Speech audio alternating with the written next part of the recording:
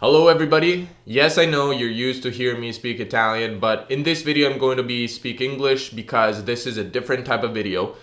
I wanted to make a video where I share everything I know about language learning. But before I tell you about that, I wanted to tell you that you can listen to this episode as a podcast. Just go to my website, Podcast Italiano, or add my podcast to whatever podcast player like Apple Podcasts or Podcast Addict, so that you can actually listen to this video as a podcast, and you don't actually have to see my face for 30 minutes or however long this video is going to be. I wanted to make this video because I've realized that I've been into language learning for quite a long time. It's been like 7 or 8 years. And I have acquired a lot of knowledge and expertise that not everybody has. And I know that some of you will be probably rolling their eyes while watching their videos because you know everything already, so there's nothing new for you. But not everybody is like that. If you're just starting out learning Italian, or if you haven't started yet but you would like to start in the near future, this video is for you, because I'm going to tell you exactly how to do it, the do's and the don'ts. A little bit of info for those who don't know who I am. My name is Davide. I'm Italian, I'm 23 years old, and I made a video about my process learning a couple of foreign languages, which I guess you can check out here or whatever the thing is.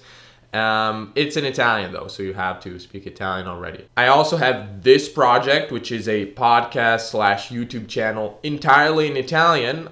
This video is an exception, again, for the people who are learning Italian. So if you are considering learning Italian, stick with me, subscribe to this channel. You're going to see a lot of interesting content coming your way in the next few months. I'm also an online teacher on the website italki and independently, and I get asked the same questions over and over. And this is why I wanted to make a video where I give all of my philosophy of language learning away to you, and it's all in one video.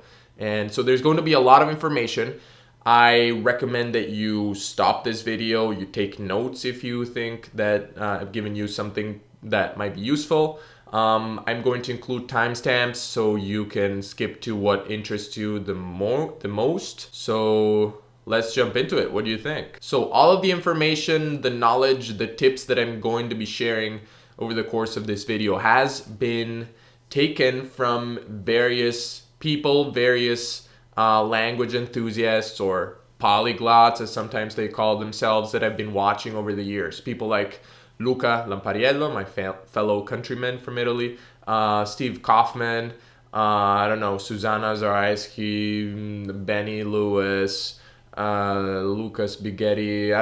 There are so many, I can't remember them all, but there are lots of people who are passionate about language learning, have been talking about for years here on YouTube. I'm going to include some of their channels in the description so you can check out their channels. And I also wanted to say that we are all different people. We have different needs. We have different things that we like to do, things that we don't like to do. So this is what works, and this is what has been proven and has been shown to work. But of course, you don't have to follow everything I say religiously, and I'm also going to give you a little bit of leeway in order for you to adapt and do what works for you, not what works for me, because we're different people again. So let's start from this idea.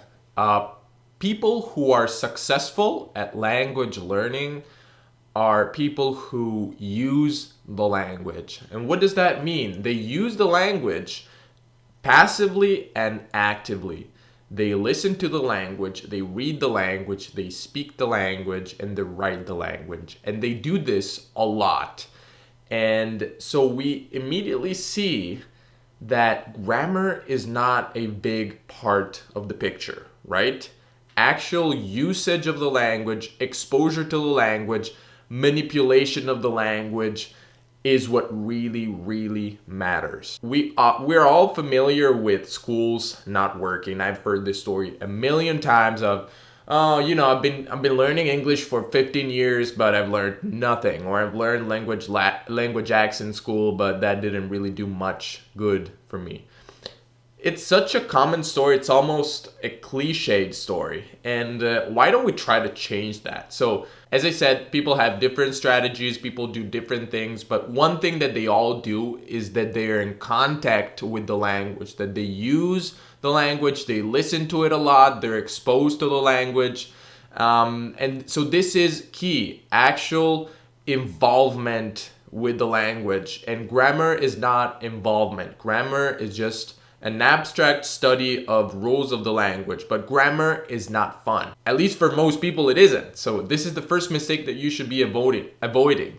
Don't spend all of your time studying the grammar of a language. Now I realize that this is exactly what we do in school quite often. We only learn the grammar, we spend very little time exposed to actual language, and we spend even less time actually speaking the language, using it actively. And this is the problem. This is why so many people after years and years of English in schools come out not even being able to order food at a restaurant. So I'm not saying grammar is useless. I'm saying grammar should be a companion to everything else that you are doing, but it should not be the point of learning a language. And I'm quoting Luca Lampariello when I say that you should spend 80% of your time actually using the language, let's say doing authentic learning or whatever you want to call it, and 20% of your time learning the grammar. The time could be a little more for some people, a little less for some people, including me. I guess my grammar learning time might amount to 5% of my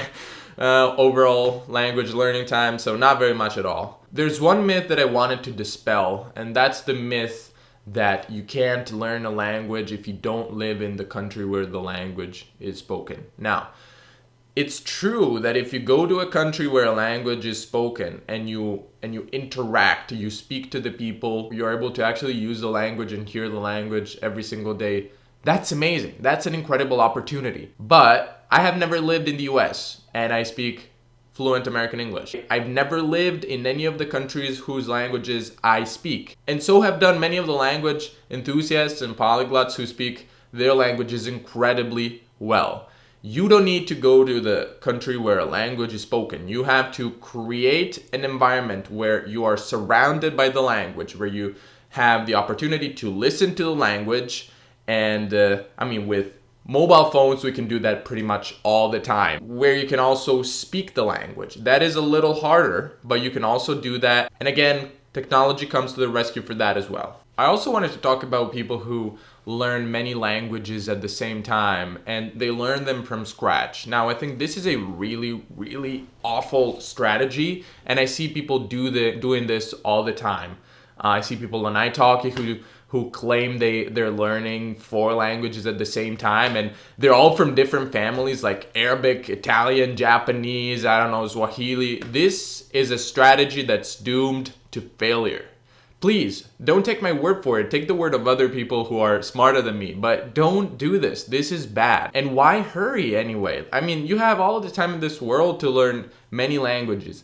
It's much better, it's much more effective to spend, say, 1 year learning a language and then move on to another language while maintaining the first one than to learn 2 languages at the same time for 2 years, because it's going to be a lot harder. At the end of the day, or at the end of those 2 years, the first person will know both languages much better than the second person. So please, if you really want to learn 2 languages at the same time, make sure that at least one of the 2 languages is an easy one for you. Maybe it's Italian if you are a Spanish-speaking person, or it's Polish if you're a Russian-speaking person. But if you're American and you're taking up Italian and Russian, let's say, that's not a very good strategy. I don't think you should do that, so there's that. So you're probably familiar with the idea that there are 2 phases in language learning and 4 skills.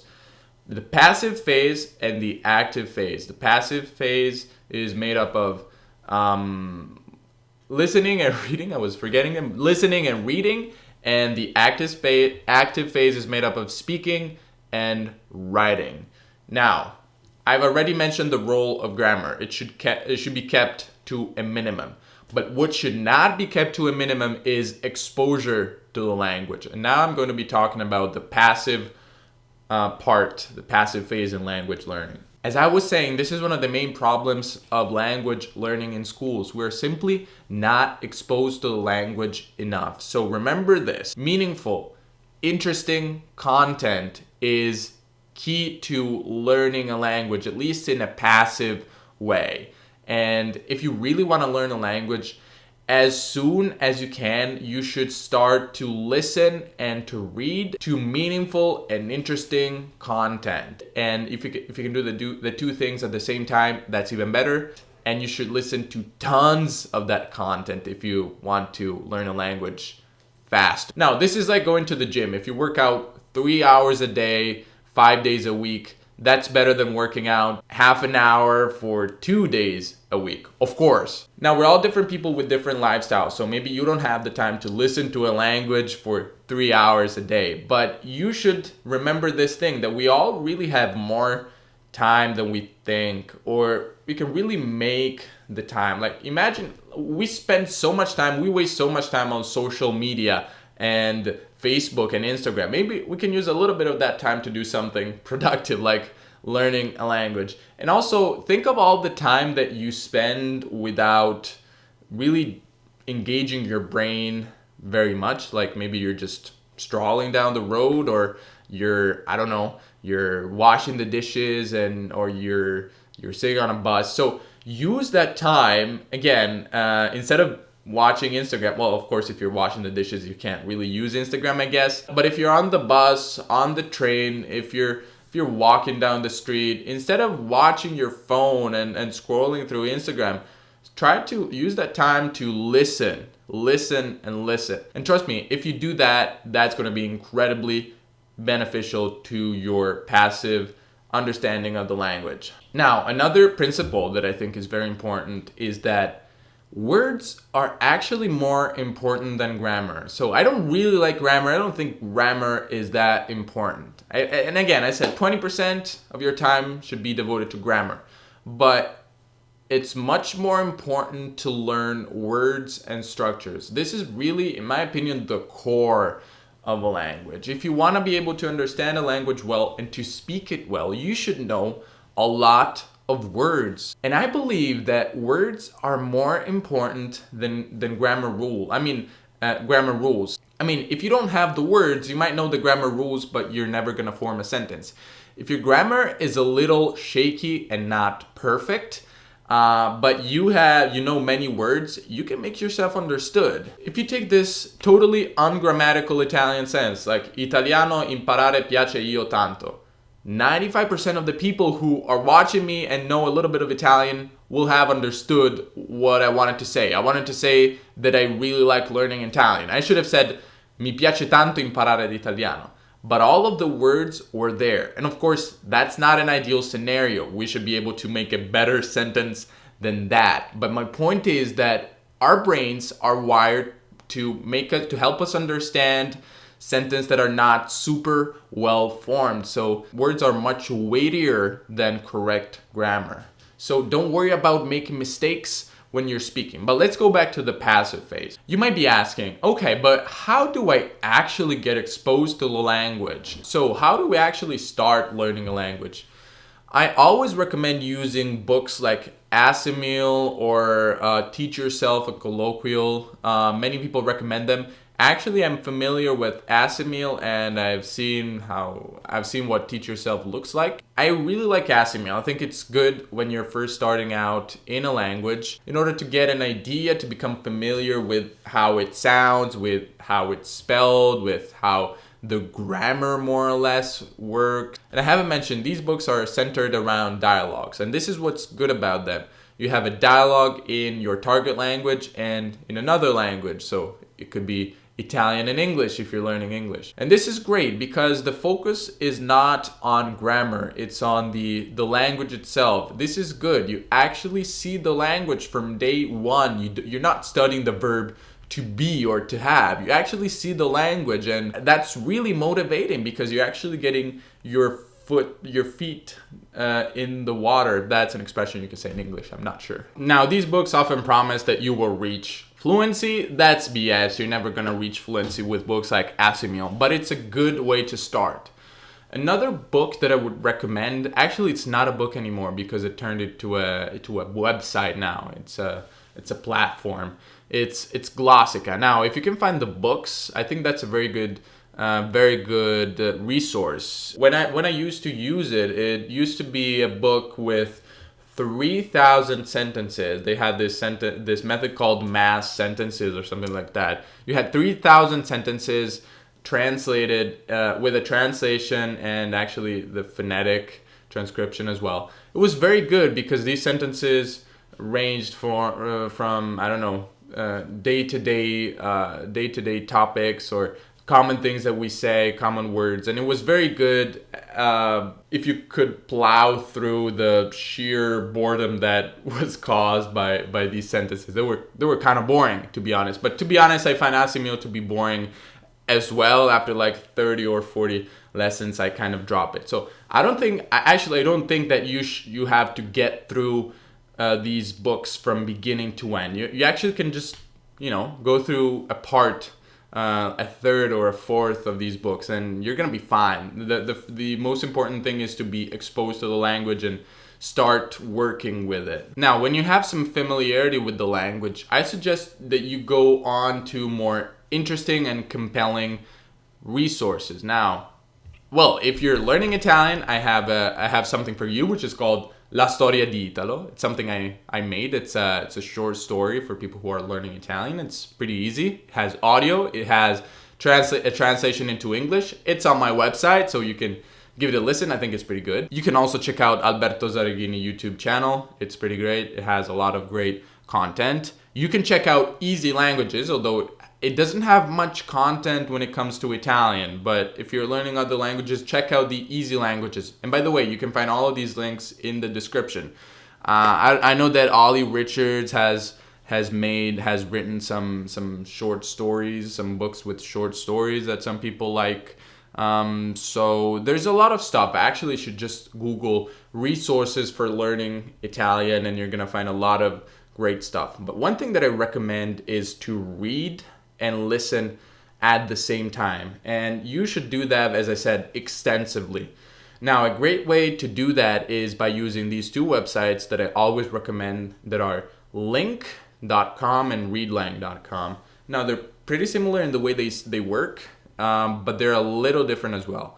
They both do the same thing, which is they simplify the way you read. So, in LingQ, you can click on a word and you're going to get this little thing on the side, this little, I guess, window, and you can make a link, which is you get some hints, which are basically rough translations of the word or of the sentence that you have highlighted, and you can save them to review them in the future. This is very, very helpful because you don't have to open a dictionary, not even an online one, because it's there. You get the translation there. Sometimes it's a translation that has already been made by learners before you that have already gone through the same text. Some other times it's a translation that's automatically generated by Google Translate, which is much better than a lot of people think because Google Translate has really gone a long way from the old days when it was really bad. So I recommend LingQ. The advantage of LingQ is that it has a lot of preloaded materials. So this is pretty good. The disadvantage is that it's not free. You have to pay $10 a month pretty much to do most things. If you want an alternative to LingQ, which has lots of things that are actually better than LingQ in my opinion, like the design is better. It doesn't have lots of the bugs that I always come across in LingQ.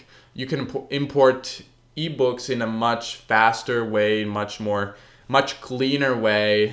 So that's very pleasant. In general, it's a more pleasant user experience. You can try out ReadLang.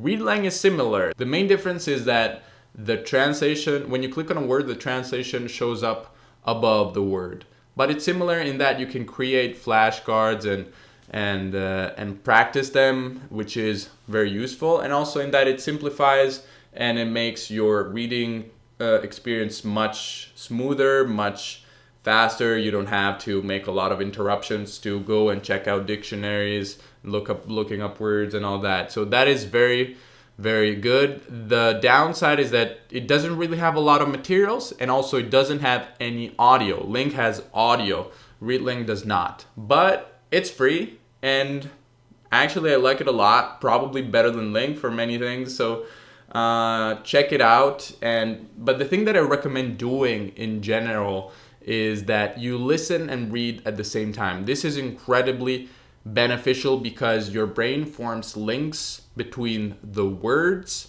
the spelled words, and their sound, what they sound in the language. Do that a lot, and honestly, never stop doing that because it's very useful. I recommend that you check out Steve Kaufman's channel. He's actually the founder of LingQ, and he talks about the importance of mass reading and listening and all of that I've really taken from him. So I think this is really, really important. Some people do a lot of translation as well. Like Luca Lampariello is famous for his bidirectional translation technique. So he basically learns a text.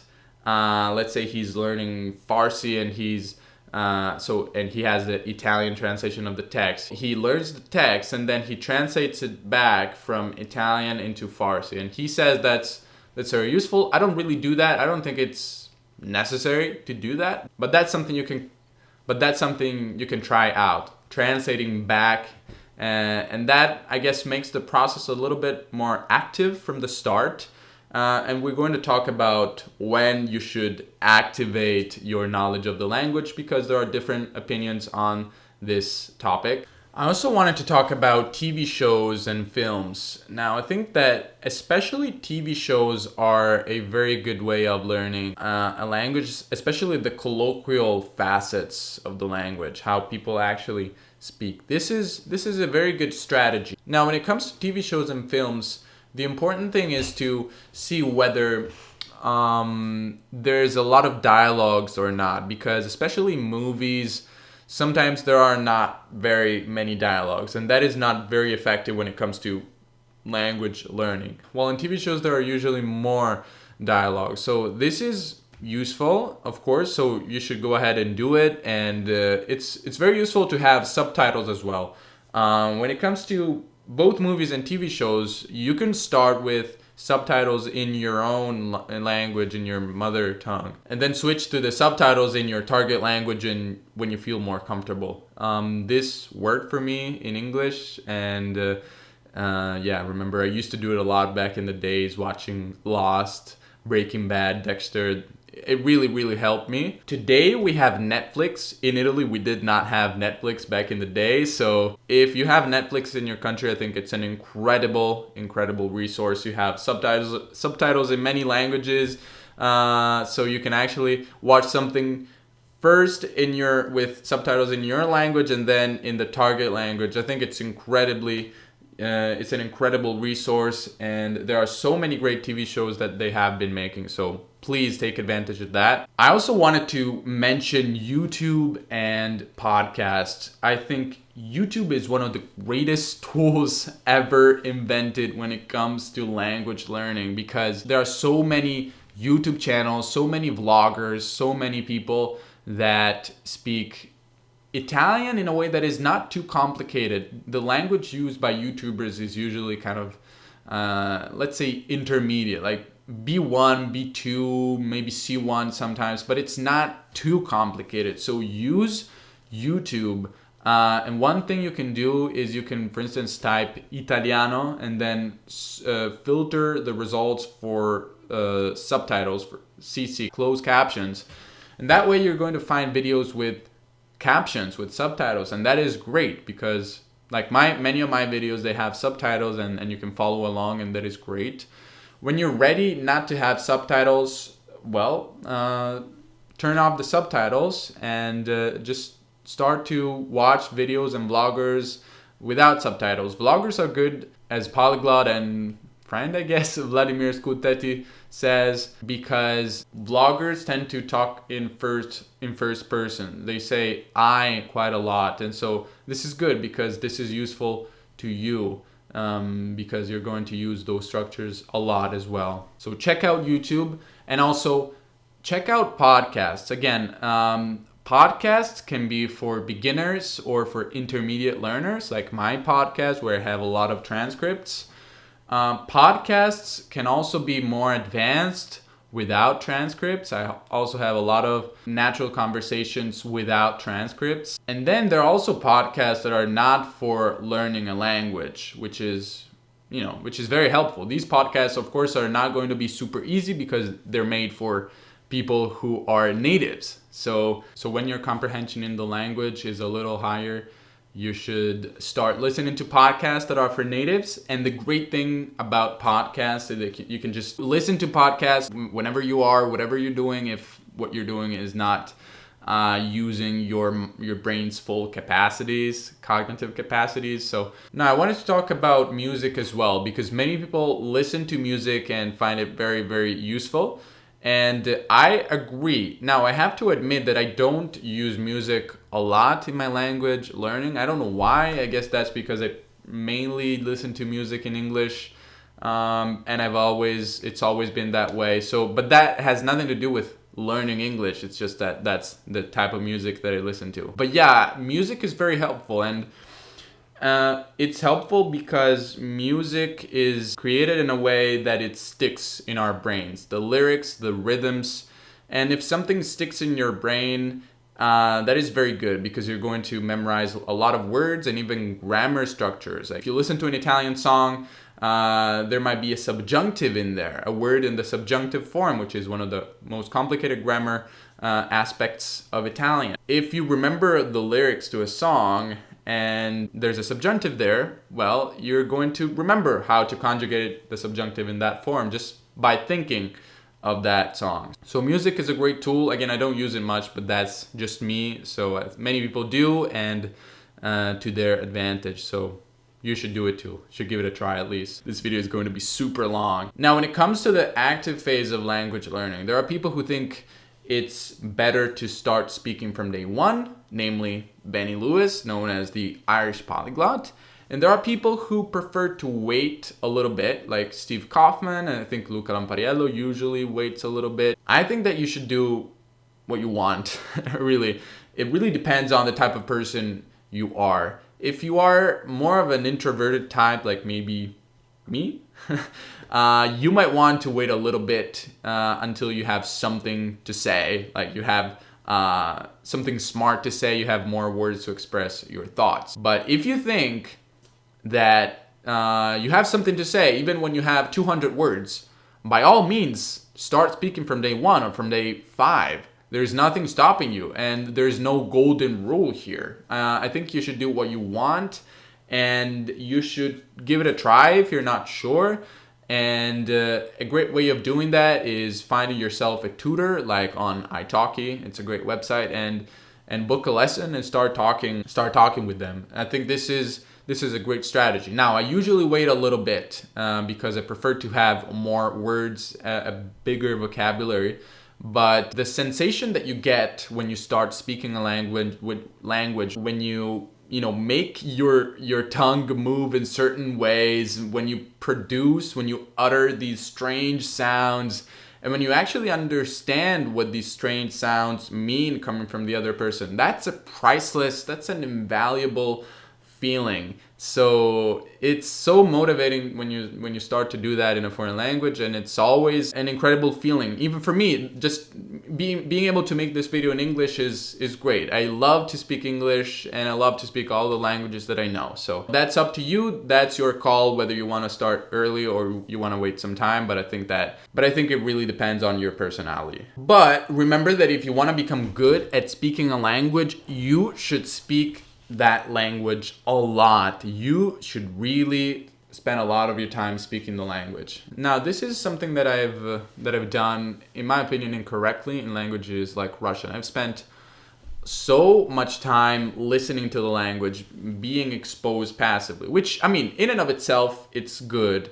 But you can't think that passive exposure to the language is going to make you a good speaker of the language, because the two things are only partially related. I'm not saying that the two things are not related at all, because I've had this thing many times where I didn't know where like a thing that I said came from. I had this thing in my mind and I just said it and I thought, this is cool that I'm able to say this. I don't even know where this came from. This was just a hunch that I had because I've been exposed to the language a lot. So this happens, but the two things don't go hand in hand. You become really good at understanding the language, which is good, but you're not becoming as good as speaker. So keep that in mind. Now, there's this idea circling around that that you don't need many words to be fluent, because at the end of the day, about 2,000 words is all native speaker use 80% of the time. So that this is again the 80-20 rule. We use 80-20. 80-20 are kind of popular numbers. This is also known as the Pareto principle from an Italian mathematician. And yeah, it is true. There are a lot of words that are very weighty words that carry a lot of weight that you use all the time. And when you learn them, you get a lot out of it. And this is why learning gradually slows down. So you're very fast when you start learning a language, because you learn all of these words that are used all the time.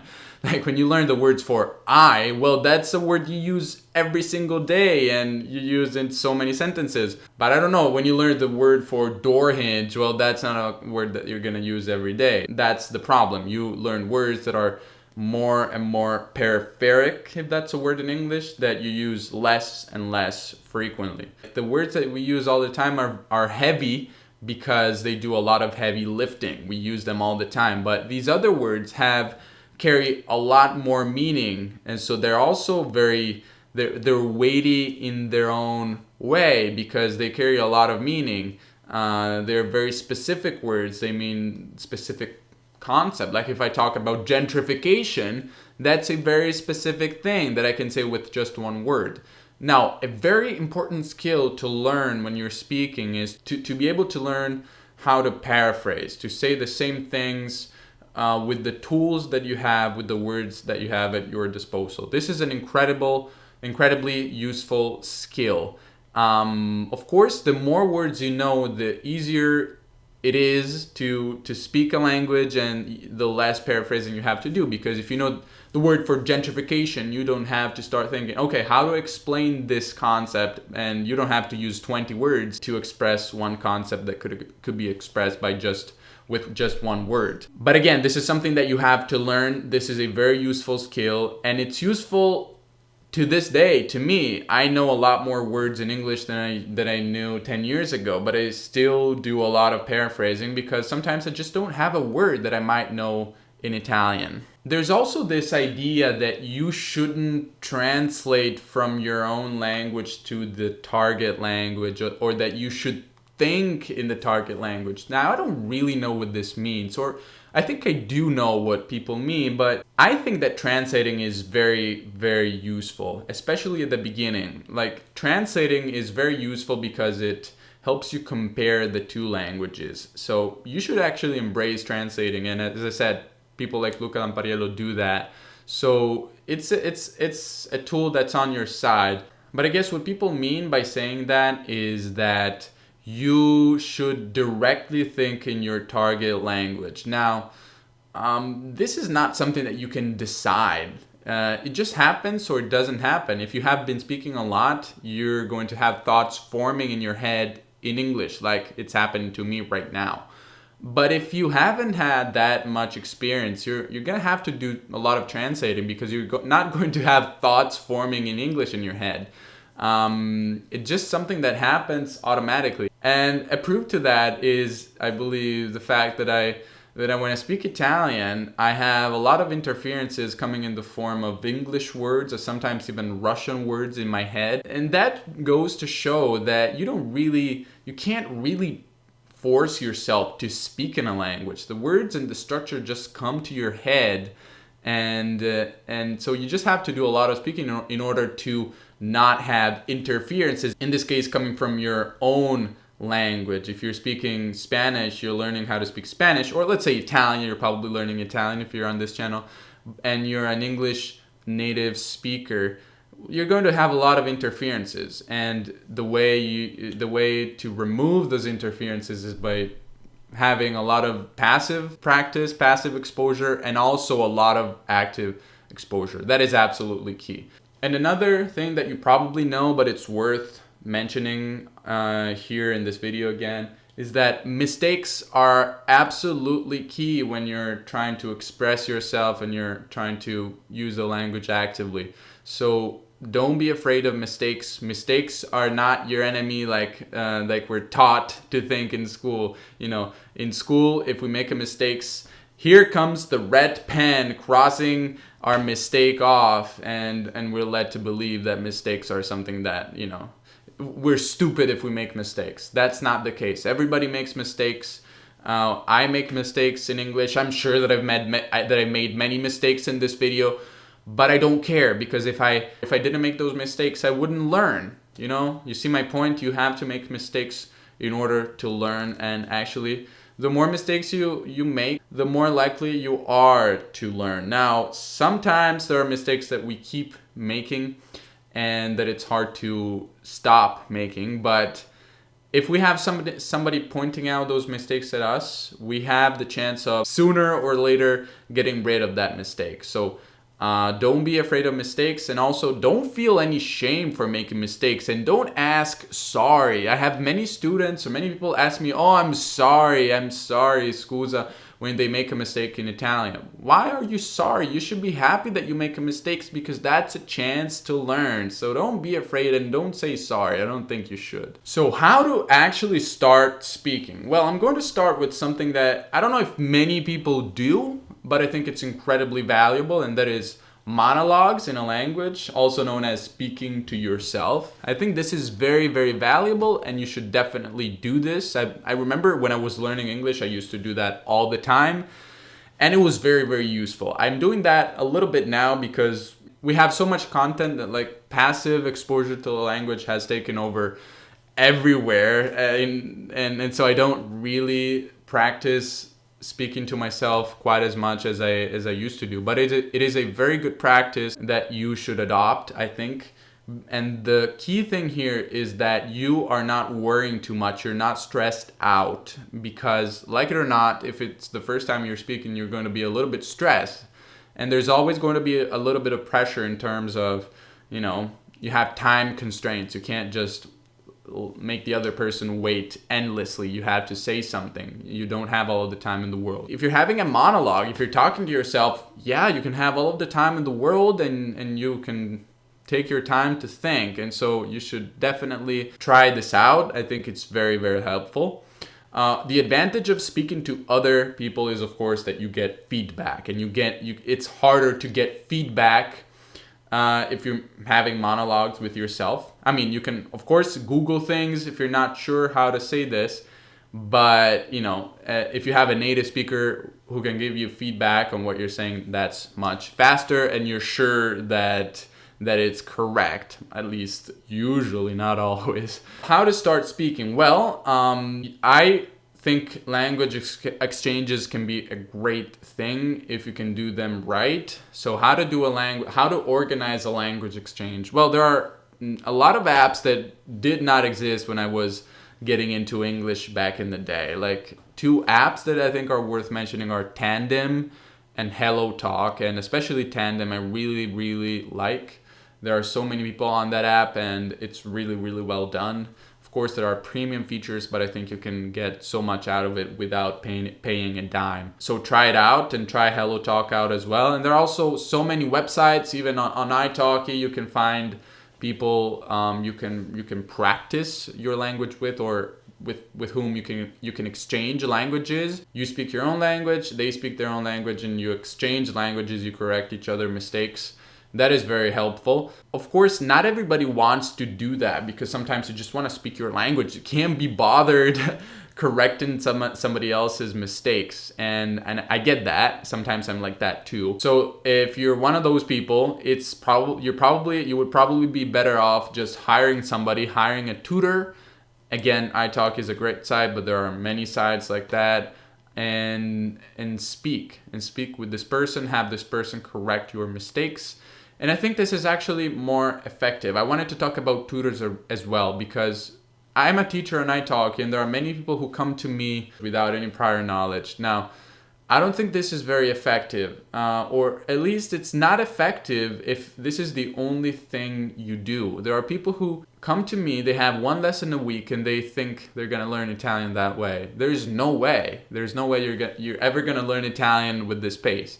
If you want to have lessons with a tutor from the start, make sure that you do a lot of practice on your own. That is the only way you're going to learn a language. You should get a lot of exposure from the start. Maybe you can use those lessons with a tutor in order to start speaking, start saying something if your plan is to speak a language from day one. But that can be the only thing you do at the beginning. It's not going to work out if that's the only thing you do. There are also a lot of language exchange events in many cities where you can go and practice your language or languages, and you can make friends, which then you can kind of, keep the relationship going, which is very nice. And I remember I met a guy from Argentina here in my city in Turin, and we became friends, and with him and his wife, who was from the US, but she spoke incredible Argentinian Spanish, and they were such great people. And then they had to leave after like 2 years, but like I saw them very often, or not very often, but I saw them a couple of times during those 2 years, and it was great. I got to speak my Spanish and my English, and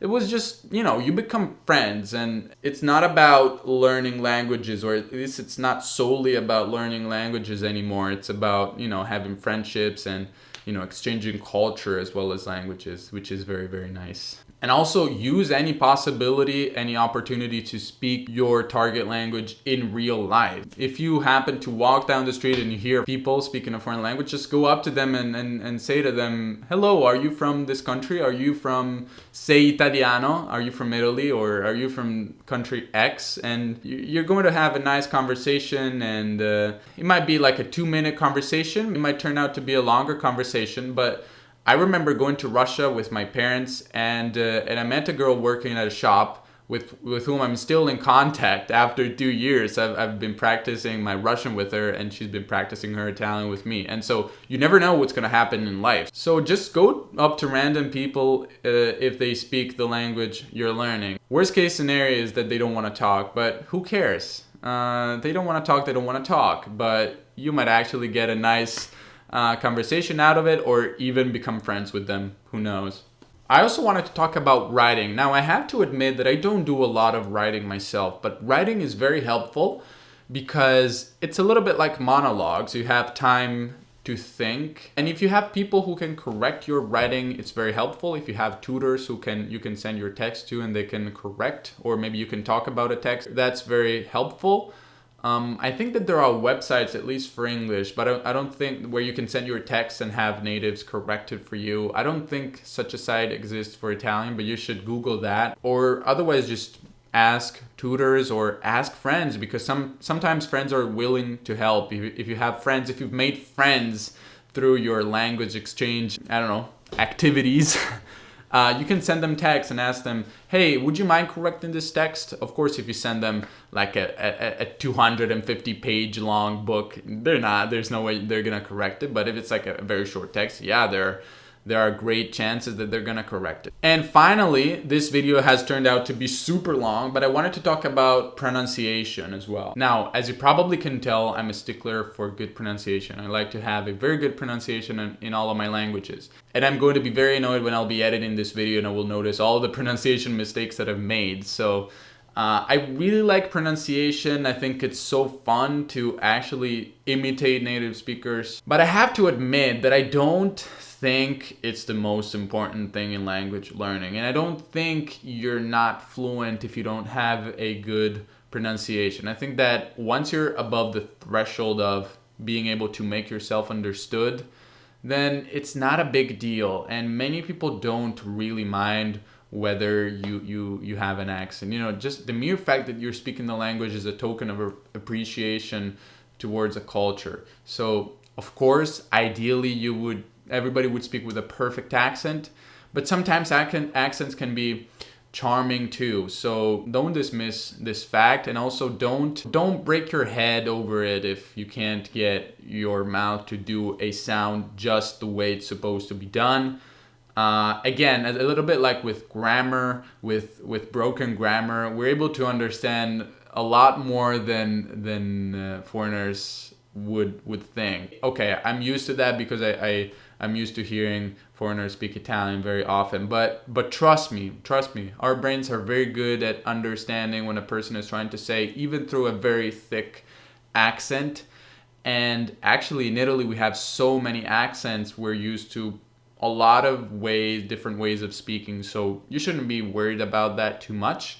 Of course, it's nice if you can get your mouth to move in a certain way and do a certain accent and a certain intonation as well, because intonation is also part of the picture. But yeah, don't break your head over that. There are people who naturally are worse at imitating sounds, and also with age, it's a little harder to imitate sounds. I believe that you can learn a language at every age. I don't think there's an age where it's impossible for you to learn a language. It's going to be a little harder because your memory is a little worse than when you're a person who's in their 20s or in their teens, but I think everybody can learn a language. But when it comes to pronunciation, it's definitely harder to learn a pronunciation if you're 50 than if you're 13, and there is why a lot of kids who move to a country when they're 12 or 13 or 14, they learn a language and they have no accent when they grow up. But if they move a little bit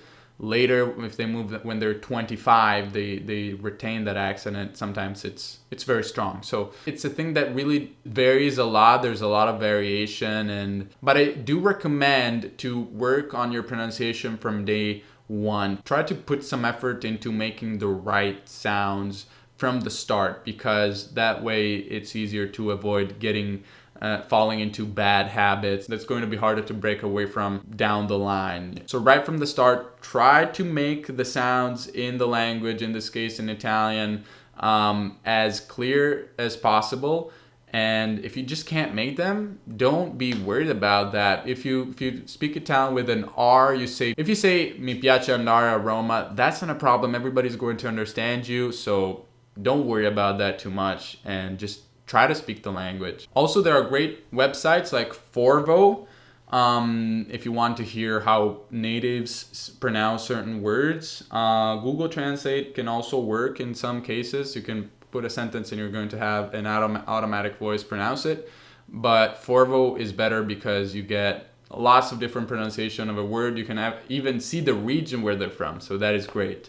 There's a great website for English which is called Youglish, and I wish it existed in other languages as well. Youglish is such a great service for listening how different people from different parts of the world, the English-speaking world, pronounce different words, and it uses YouTube videos, so it plays YouTube fragments of YouTube videos where the word that you have inserted is contained. That is just a great service, but I don't think it exists in Italian. Hopefully it will in the future. Let's hope so. Anyway, I have spoken for so long.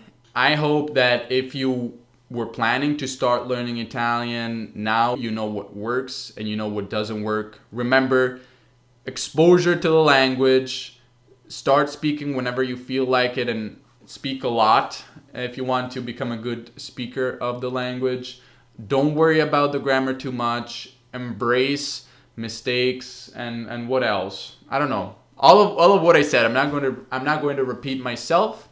Thank you for watching. And also, if you plan to learn Italian, as I said, I have a podcast and this YouTube channel as well, where I have a lot of material. So I have mentioned podcasts, I have mentioned YouTube. You can find everything on this YouTube channel and on my website, and you can find transcripts as well. You can also find episodes without transcripts. I think my website has a lot of materials that could help you out, so check it out. Now I'm going to sign off. Thank you for watching this super long video, and see you next time. Bye.